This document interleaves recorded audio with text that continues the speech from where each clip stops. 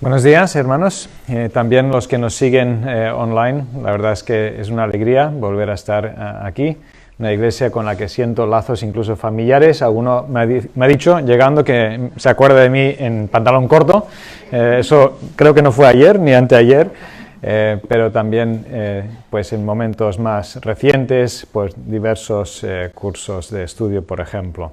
Os transmito saludos de vuestras iglesias hermanas, en esta misma familia de iglesias, en la Federación de Iglesias Evangélicas Independientes de España, la FIEIDE, en concreto de nuestra iglesia en Granollers, y ahí hay algunos hermanos que os conocen bien, también Rubén García, otro de los ancianos de la iglesia, y el pastor nuevo que tenemos, Marcos Lumbreras, también me ha pedido que os traslade vuestros saludos, sus saludos, perdón, también. Entonces, nos sentimos en domingos como hoy parte de una familia más grande. Es domingo de Pentecostés, como ya os he dicho en varias ocasiones, varios momentos. Otras de las iglesias de esta agrupación lo señalan también como un domingo de misiones, y entonces pues también es un buen momento para también estar pensando en esos proyectos de puertas para afuera.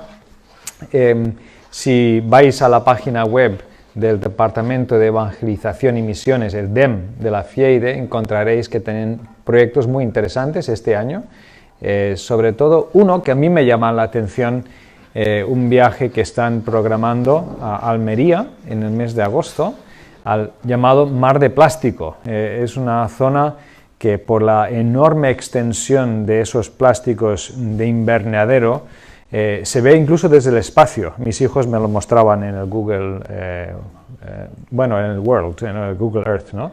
Increíble, ¿no?, que esto se vea desde el espacio, pero ahí viven miles de inmigrantes en condiciones realmente infrahumanas.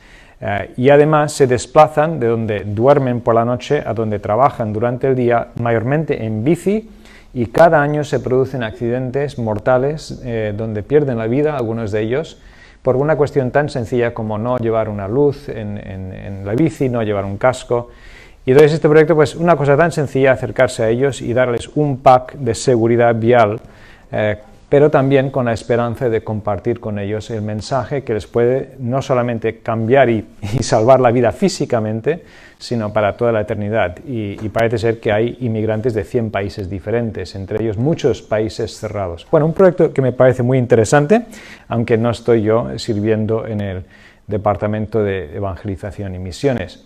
De parte de la escuela, pues señalaros quizás solamente dos cosas nuevas en un minuto antes de que vayamos a la palabra. David, si puedes ponernos en la pantalla el PowerPoint, y los que estáis en casa, pues yo quizás tenga que deciros adiós, vais a ver la pantalla en vez de verme a mí, pero estamos contentos por varios motivos. Uno, en nuestro programa dual, que sirve sobre todo para formar nuevos pastores. Dual porque el estudiante dedica la mitad de su tiempo a estudiar online y la mitad de su tiempo a ya estar desarrollando ministerio pastoral. Dual también porque hay un mentor, un pastor principal que le mentorea, entonces hay este sentido dual también, y dual porque es una colaboración entre la iglesia local y la escuela, entonces dual en todos estos sentidos. Y ya son 5 los que están siguiendo este plan. El más nuevo no lo tenéis aquí muy lejos, en Molins de Rey, Juan Salvador Casero, y la verdad es que estamos muy agradecidos al Señor que nos está permitiendo llevar esto adelante, porque hay un fuerte componente de apoyo económico para que esto se pueda hacer. Y entonces, pues la verdad es que 5 años atrás creo que ninguno habríamos pensado que habríamos podido tener 5 a la vez en este programa. Y después, pues es un tiempo cuando estamos reinventándonos, ¿no?, en medio de la pandemia y la post-pandemia, que en la voluntad del Señor permita que pronto ya estemos en esa nueva normalidad, requiere que nos reinventemos. Vosotros aquí en la iglesia estáis comprando equipo, ¿verdad?, estáis aprendiendo a hacer muchas cosas, y también en la escuela. Entonces, si lo pasas, David, estamos buscando nuevos formatos para breves cursos, para añadirlas a los cursos fuertes de 3 meses, que algunos de vosotros también habéis conocido. Pues estamos sacando cursos breves algunas usan Zoom. Ayer mismo se daba la primera mitad de un curso sobre la teología bíblica de la alabanza, la adoración, la música, y otras que no son por Zoom. Edith Vilamayor, parece que vuestro pastor Ismael la conoce desde hace años. Ella trabaja a mitad de tiempo con la escuela, pero desde Oxford, en Inglaterra. Este es el mundo actual en el que estamos conectados por internet, y ella ha tenido un curso asincrónico, o sea que no importaba si uno estaba a las 3 de la madrugada, a las 3 de la tarde o a las 6 de la tarde, unas breves horas, 3 a la semana, renovación espiritual en la enseñanza. Bueno, vamos sacando diferentes cursos y en septiembre saldrán otros en la voluntad del Señor.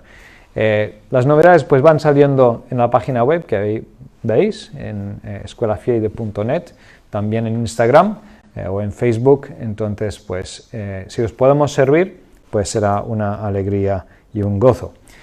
Pero no estoy aquí principalmente para vender la escuela, aunque siempre ese minuto de publicidad se agradece.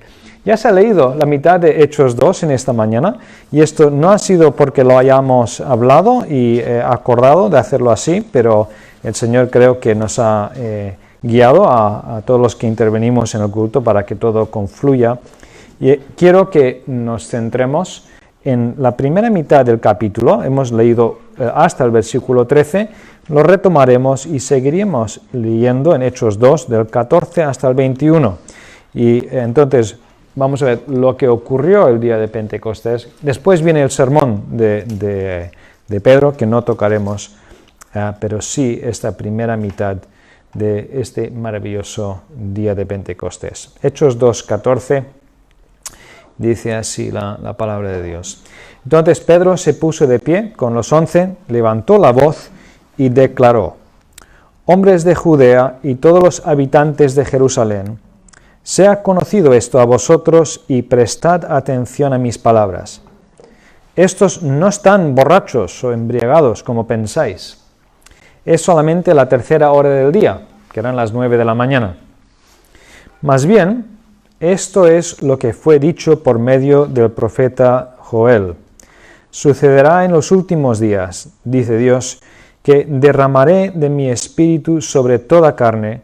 Vuestros hijos y vuestras hijas profetizarán, vuestros jóvenes verán visiones, vuestros ancianos soñarán sueños. De cierto, sobre mis siervos y mis siervas en aquellos días derramaré de mi espíritu y profetizarán. Daré prodigios en el cielo arriba y señales en la tierra abajo, sangre, fuego y vapor de humo.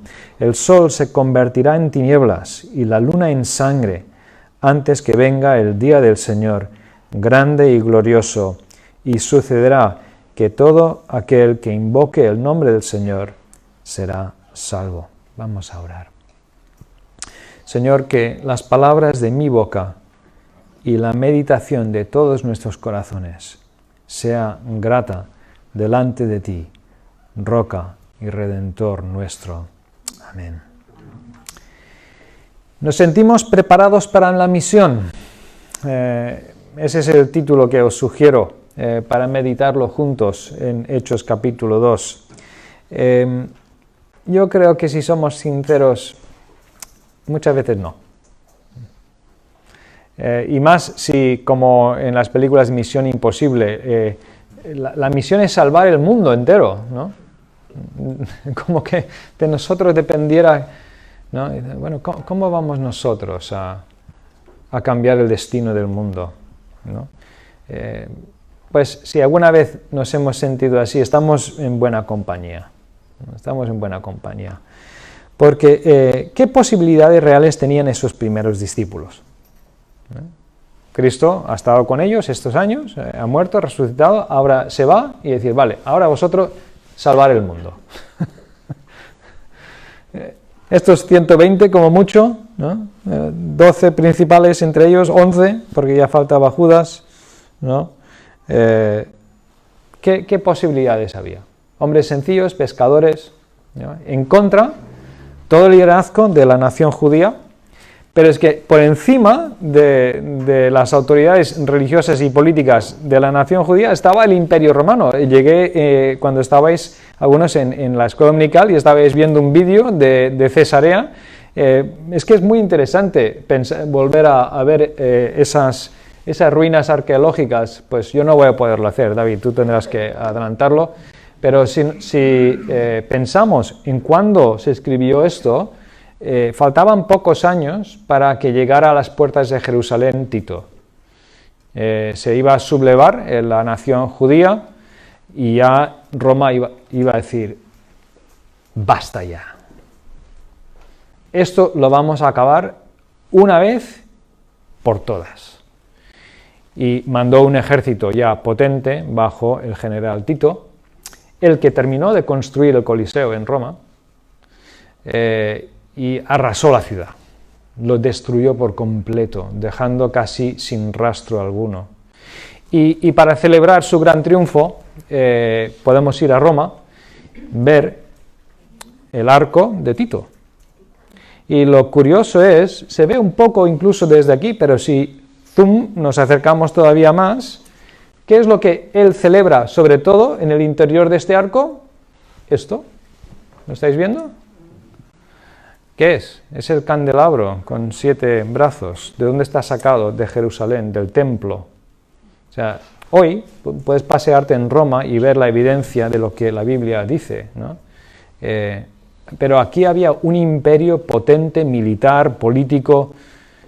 Cuando los emperadores romanos empezaron a darse cuenta que aquí se multiplicaba pues esta comunidad que decían que tenían un señor con autoridad por encima del emperador, cuando se empiezan a dar cuenta de esto y empezaron a decir, con esta gente hay que acabar, o sea, esto no puede seguir así. Cuando el imperio se ponga en contra, ¿qué posibilidades habría?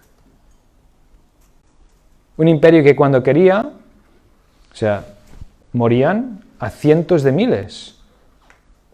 Pero podemos poner un plano. Esto es un estudio que hizo un sociólogo del Imperio Romano. De las ciudades más importantes de esos años, las 32 más grandes del Imperio Romano. Para el año 100, aquí sobreponemos donde había una iglesia. Y para el año 180, ya, pues en Andalucía ya había iglesia. Y estas son de las que sepamos. No significa que en las otras no lo hubiese, únicamente que no ha quedado documentación, pero igual las había. Para el año 300, el 9% de la población del Imperio Romano, el 9% del total, estamos hablando de 60 millones de personas, eran creyentes cristianos. ¿Quién lo habría dicho? ¿Cómo fue posible? ¿Cómo se puede explicar? Lucas quería que Teófilo, a quien él dirige este escrito, supiera dos cosas. Que el extraordinario crecimiento del pueblo de Dios solo se puede explicar por el poder del Espíritu Santo. Entonces, lo primero que él quiere que se nos quede en esta mañana, que a lo largo de los siglos la Iglesia ha crecido no por las fuerzas, la inteligencia, los recursos de los cristianos, porque eso nunca podría ser. Únicamente se puede explicar por el extraordinario poder del Espíritu Santo. Pero en segundo lugar, que el Espíritu Santo usa algo muy sencillo. Él usa la proclamación del mensaje de lo que Dios ha hecho por medio de Cristo Jesús. Y entonces, este pasaje, como parte del libro de Hechos, Lucas quiere que Teófilo y nosotros busquemos también ser llenos del Espíritu y que proclamemos el mismo mensaje. Entonces, primero, el poder para la misión. Ningún detalle se le escapa a Dios. Lo que ocurrió, me había olvidado. Iba a poner un ejemplo contemporáneo, Irán. Esto es de Protestante Digital de hace unos meses, ¿no? Irán es como si dijéramos como el Imperio Romano hoy, ¿no? Si tenéis mi edad, os acordaréis del Ayatollah Khomeini, ¿no? Era el enemigo público número 1 de finales del siglo XX, ¿no? Desde su revolución islámica del 79. El titular era este: ¿está creciendo el cristianismo en Irán? En uno de los sitios más inhóspitos para el mensaje cristiano en toda la tierra. ¿Y los datos cuáles son? Hacer los cálculos. Hay más creyentes iraníes dentro de Irán que en España. Increíble.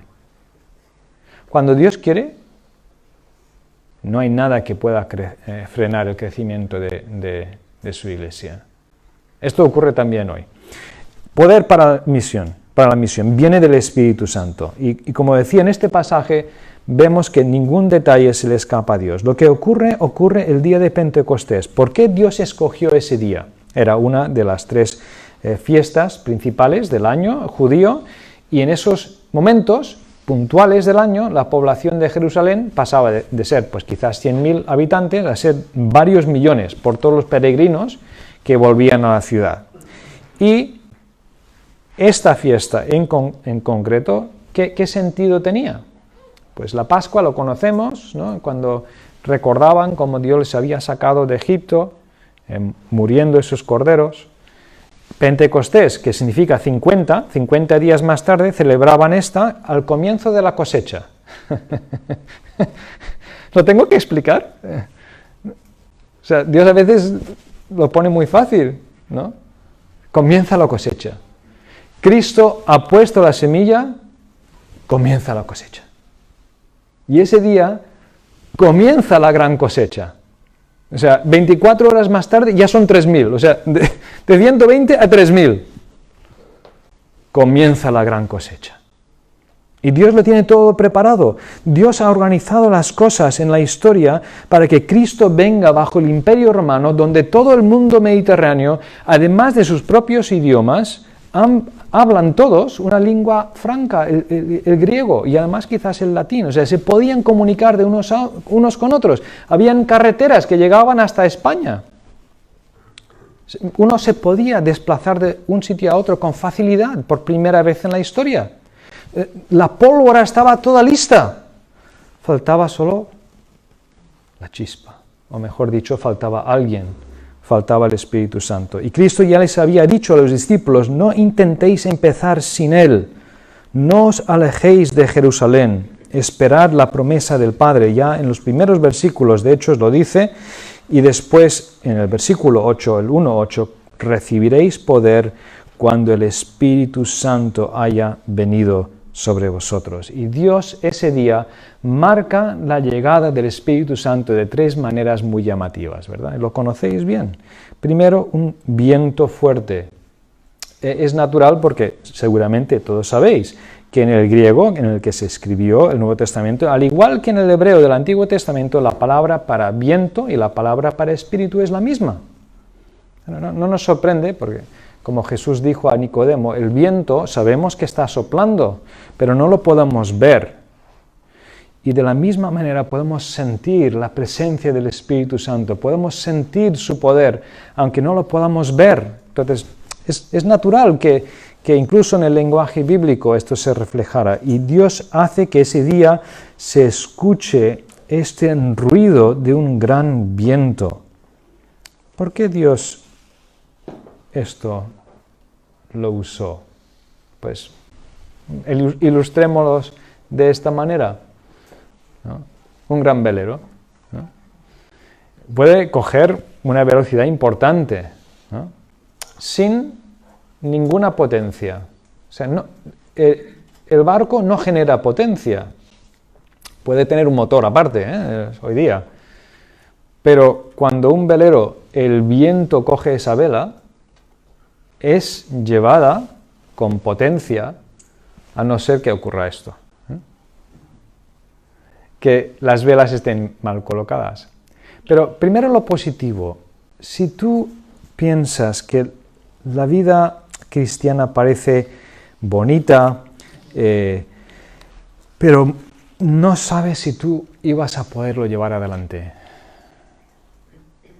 Si dices, yo no podré vivir así, yo no podré delante de mi familia, mis amigos y mis vecinos y mis compañeros de trabajo vivir esa vida que veo que la Biblia requiere. Yo tengo buenas noticias para ti. Nadie nunca pensó, Cristo nunca enseñó que tú tuvieras por tu esfuerzo conseguir ser diferente a los demás. No, la vida cristiana es sentir el poder de Dios. La vida cristiana es algo enteramente sobrenatural. Es muy natural, vivimos, vamos al trabajo, comemos, vemos el fútbol, si te gusta el fútbol, si no eres el Barça, porque este año no habría que verlo nada. Vivimos en el mismo mundo que los demás, bueno, menos el Barça femenino. Todas ellas podrían estar en el primer equipo del Barça. Vivimos en el mismo mundo, pero con un nuevo potencial, un nuevo poder. Es nacer de nuevo, que entre la vida de Dios mismo dentro de ti, siendo tú misma o siendo tú mismo, pero con un nuevo poder. Pero el problema es que podemos ser como ese otro velero, sí. Sobre todo, a veces las iglesias, a veces se dice, ¿no? Si Dios retirara su espíritu, ¿seguiríamos teniendo nuestras reuniones? Mismo horario, mismo día, encenderíamos las luces, ¿no? Tendríamos el streaming, ¿no? ¿Notaríamos algo? Si Dios retirase su espíritu. ¿Qué estaban haciendo juntos esos discípulos? Estaban todos reunidos en un mismo lugar. No lo dice, pero parece evidente, ¿verdad? Estaban juntos orando, esperando que llegase lo que Cristo había prometido que tenía que llegar, aquel que tenía que llegar. Estaban pidiendo a Dios que Él les diera de su espíritu. Ahora, en este punto, ya no estamos en la misma situación histórica que ellos. El Espíritu Santo ya llegó. Y si has creído en Cristo, no tenemos que volver a recibir el Espíritu Santo por primera vez. En Romanos 8:9, el apóstol Pablo lo dejó muy claro. Si alguno no tiene el Espíritu, no es de Cristo. Si somos de Cristo, tenemos el Espíritu. Si tenemos el Espíritu, somos de Cristo. Pero Dios nos invita. De hecho, nos manda que vengamos a Él continuamente, buscando que nos vuelva a llenar de su Espíritu, con el poder, con ese gozo, con esa paz, con ese amor que no podemos suscitar en nosotros mismos. Necesitamos que Él nos llene. El segundo símbolo que Dios usó, el fuego, llamas de fuego. Es muy interesante esto, me parece precioso. De una sola llama parece ser que se reparten llamas parecidas sobre cada uno de ellos. Al menos nos traslada que aunque es individual, ¿no?, que cada uno puede ser encendido, ¿no?, por parte de Dios, pero compartimos.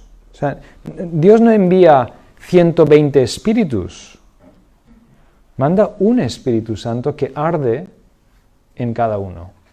Y hay diversidad, pero una maravillosa armonía, una maravillosa unidad. Dios tenía toda la pólvora preparada, solo faltaba la llama de vidas transformadas, de vidas cambiadas, gozosas, unidas. Pero el fuego también nos traslada a otras cosas.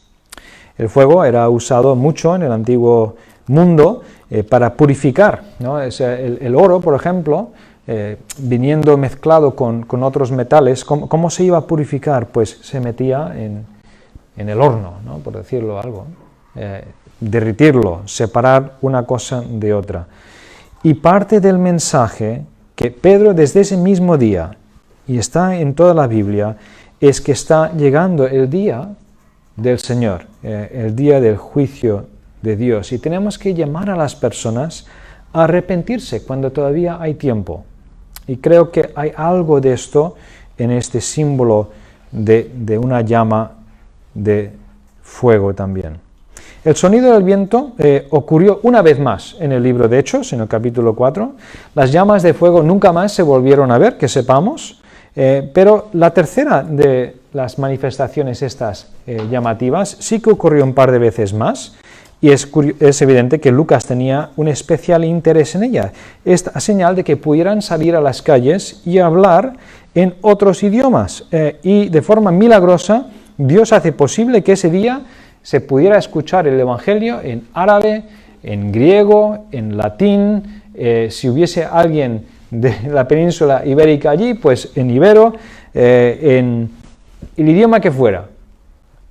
Se escuchó el Evangelio en ese día y se inicia la misión, porque cada uno de ellos se llevan con ellos, como esa pólvora que corre por todos lados. Cuando volvían a su casa, estos peregrinos, a donde fueran, se llevaban con ellos este fuego y se pasaba de una cultura a otra. ¿Por qué nos cuenta todo esto Lucas? Creo que es evidente, ¿no? Lucas quiere que este Teófilo, al que va dirigido este libro, y nosotros también, entendamos que ese extraordinario crecimiento del pueblo multicultural de Dios solo se puede explicar en base al extraordinario poder del Espíritu Santo, pero que Él usó algo tan sencillo como el comunicar en palabras el mensaje de lo que Dios ha hecho por Cristo. Y quiere que hagamos lo mismo, que ansiemos ser llenos del Espíritu Santo y que nosotros comuniquemos el mismo mensaje.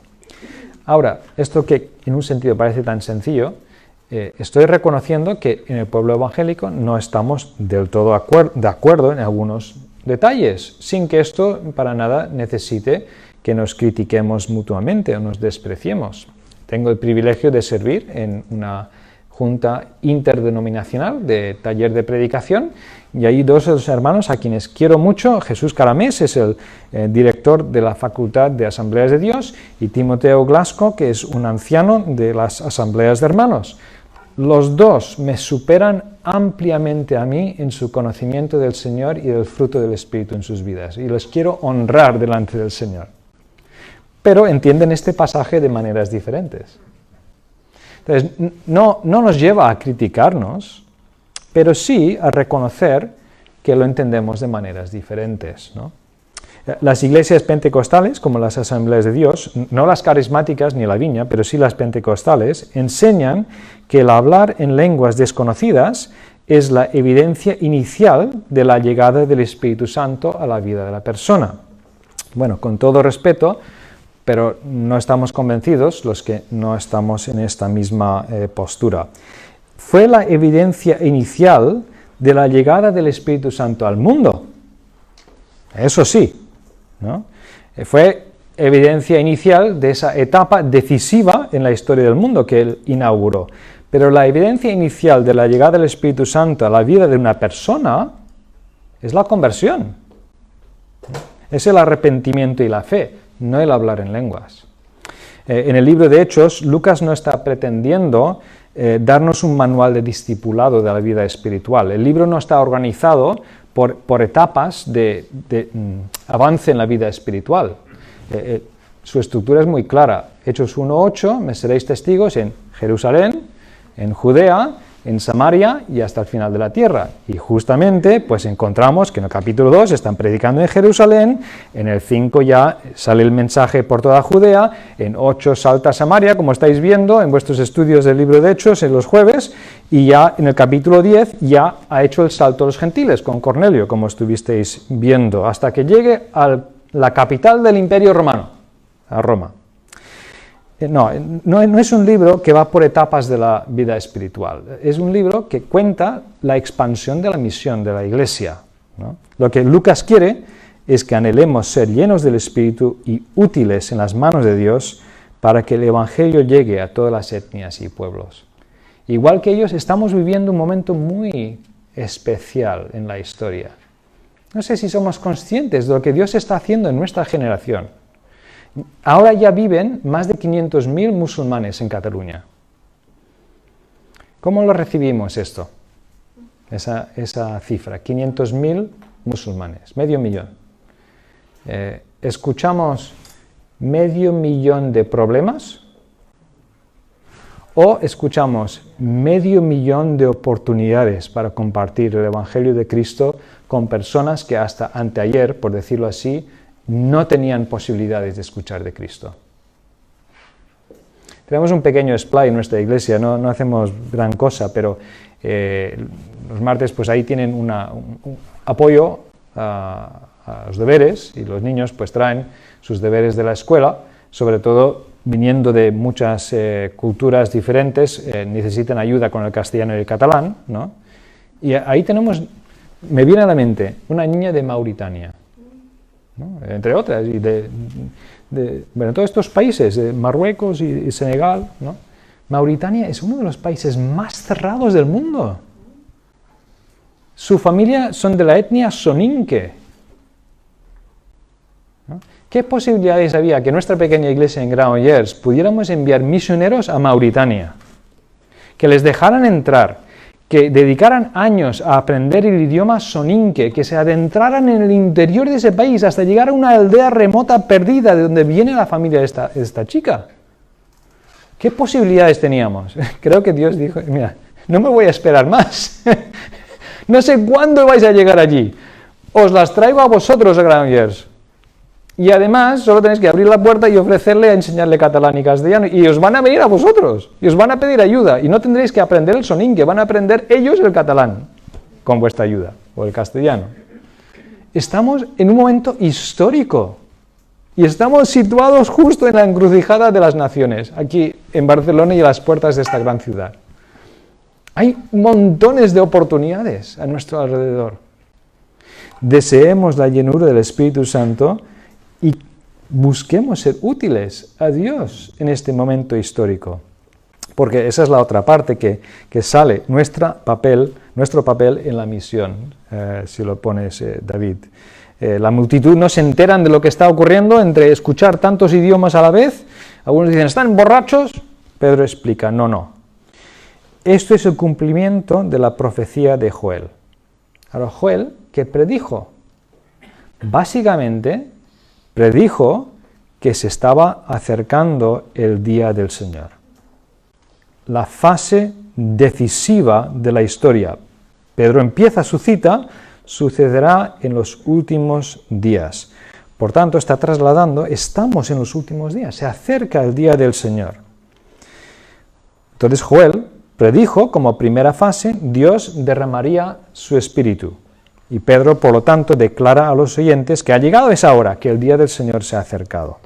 Ahora, algunos detalles nos sorprenden, ¿no? O sea, él dice, esto se ha cumplido, esto es lo que Joel dijo, pero Joel decía que la luna se iba a convertir en sangre en el versículo 20, ¿no? Y eso no ocurrió, ni en el día de Pentecostés ni después. Pero Pedro, no nos equivoquemos, no está diciendo esto se parece a o tiene alguna relación con, no, dice esto es eso. Está dándonos una clase de interpretación bíblica. Con la EET hay clases sobre hermenéutica, sobre interpretación bíblica. Este lenguaje no es literal. Este es lenguaje figurado, metafórico. Es lenguaje del fin del mundo. Se caen las estrellas, la luna se convierte en sangre y el sol se oscurece. O sea, está desde la óptica del escritor, fin del mundo. Y es que se estaba acercando el fin del mundo conocido para esta nación. Se estaba acercando el fin de esa nación, de ese reino con capital en Jerusalén, como estado político. No lo veían, pero estaba a las puertas, el ejército romano estaba por venir. Las horas se les estaban acabando para arrepentirse, para volverse a Dios. No lo veían. Este mundo tampoco lo ve. Si algo nos ha enseñado la pandemia es que la vida es breve y frágil, que vivimos a un paso de la eternidad. ¿Quién lo predijo?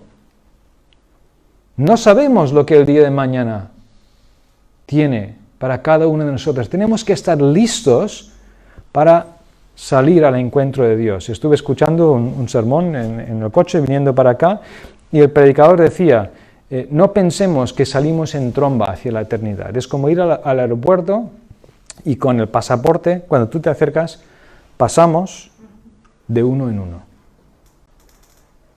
De uno en uno nos tendremos que presentar delante de Dios. ¿Estás listo para presentarte ante Dios?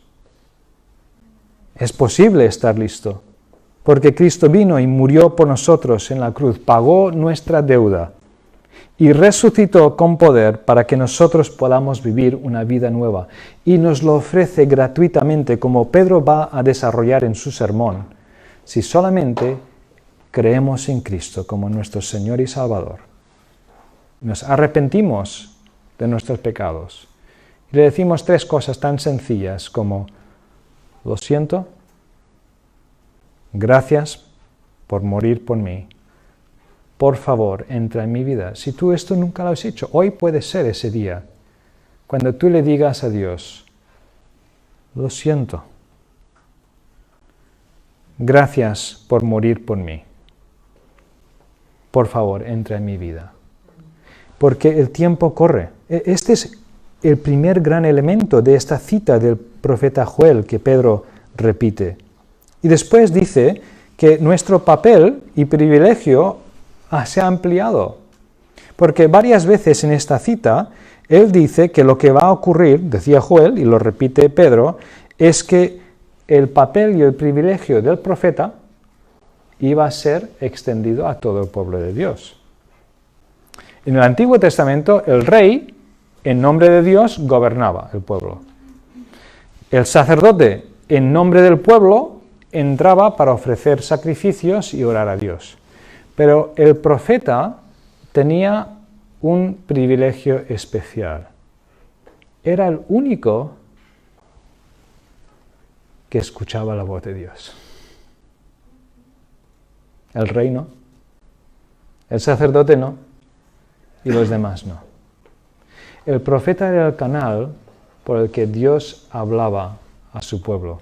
Pero ahora no tenemos que acudir a nadie en especial, porque ahora se han abierto estas puertas. A partir de la venida del Espíritu Santo, se establece en el corazón de cada ser humano que le conoce y en quien viva el Espíritu Santo un canal de comunión directa con Dios.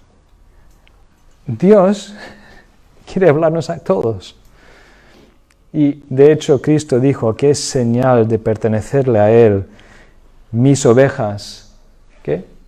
Escucharán mi voz. Y hoy, aunque Él haya vuelto al cielo, sigue hablándonos hoy. Ahora, a veces nos confundimos un poco con esto de profetizar, porque para la mayoría la palabra profecía nos suena a futuro, o sea, saber lo que va a ocurrir mañana y de aquí a 10 años y tal. No, eso no es realmente el sentido de la palabra profecía en la Biblia.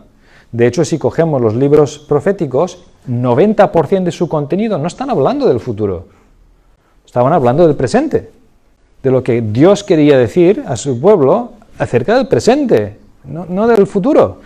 Y después Dios añadía algunas predicciones para que se viera que era cierto que esta persona había hablado en nombre de Dios, ¿no? Entonces, la esencia no es lo futuro, la esencia es el presente, que Dios nos quiere seguir hablando a nosotros. Y esta maravillosa condición, esta maravillosa posibilidad de escuchar a Dios, ¿qué es lo primero que nos dice Dios? ¿Qué es lo primero de lo que habla Pedro, ¿no? Después de lo que hemos leído, dicen en versículo 22, hombres de Israel, oíd estas palabras, ya está listo, os lo voy a explicar. El tema central es este, ¿y qué es lo primero que les dice? Jesús de Nazaret. El mensaje que transforma al mundo es quién es Jesús y qué ha hecho Jesús. Yo no tengo nada especial que darte esta mañana. Si vienes buscando en mi experiencia, en lo que yo sé, lo que yo no sé, algo que te vaya a cambiar la vida, no tengo nada que darte. Pero sí sé que Jesucristo es suficiente para cualquier prueba que tú vayas a pasar en esta vida. Que Cristo es suficiente. El día que tú tengas que salir a la eternidad, es puente seguro para pasar ese abismo. Es la llave que abre la puerta a la nueva vida eterna con Dios. Cristo es suficiente. Este mensaje es el que cambió el mundo del Imperio Romano. Se dejaron de matar a los bebés indeseados, que era típico, los dejaban expuestos en la montaña Se reforzaron los matrimonios, bajó la prostitución, se empezaron a tratar a los esclavos como seres humanos, se cambió la historia. Y sigue siendo nuestra misión principal, seguir proclamando el mismo mensaje explicado de manera que conecte con Cataluña en el 2021. Eso significa, entonces, que Dios no va a decirnos nunca nada nuevo. No, Dios sigue hablando. ¿Pero cómo habla? Me encanta un ejemplo que podemos extraer de la historia, David, si lo pones en la pantalla. Cuando salieron perseguidos de Inglaterra, donde no se permitía leer la Biblia, no se permitía adorar a Dios, y salieron para fundar una nueva sociedad, en un nuevo mundo, los peregrinos. El pastor de ese primer grupo que iba a cruzar el Atlántico, John Robinson, les dijo a los que salían, entonces, estas palabras. Él les dijo: no me sigáis más allá de donde yo siga a Cristo. Si Dios os revela más verdad por medio de otro maestro, recibidlo. No hagáis como los luteranos, que solo se apegan a lo que enseñó Lutero. Y los calvinistas hacen lo mismo con Calvino. Y aquí vino: estoy bien persuadido que el Señor hará brotar mucha más verdad y luz. ¿De dónde? De su santa palabra. Aquí hay mucho más que Dios quiere revelarte. Este maravilloso libro no se agota nunca. Es aplicable a todas las situaciones de la vida, en todas las culturas, en todos los países, en todos los siglos de la historia humana, y es aplicable a tu situación y a la mía. Y esto lo podemos llevar a todo el mundo. No creo que cuando Lucas escribiera con pluma, su intención fuera que quisiéramos predecir el futuro, ni recibir mensajes directos de Dios que no vengan por medio de la palabra. Lo que él quería era que todos anhelemos ser llenos del Espíritu y juntos proclamemos este mismo mensaje a todas las personas y todas las etnias, porque el tiempo corre. La cita que él usó termina con la frase: todo aquel que invoque el nombre del Señor será salvo. Todo aquel que clame en el nombre del Señor será salvo. ¿Tú has pedido a Cristo que te salve? Hoy estás a tiempo para clamar, para decirle: socorro, te necesito, ayúdame. Pero también esta misma cita Pablo lo usa en el libro de Romanos. Y con esto termino. Él también cita al profeta Joel: todo aquel que clame será salvo, pero sigue diciendo lo siguiente: ¿cómo pues invocarán a aquel en el cual no han creído? ¿Y cómo creerán en aquel de quien no han oído?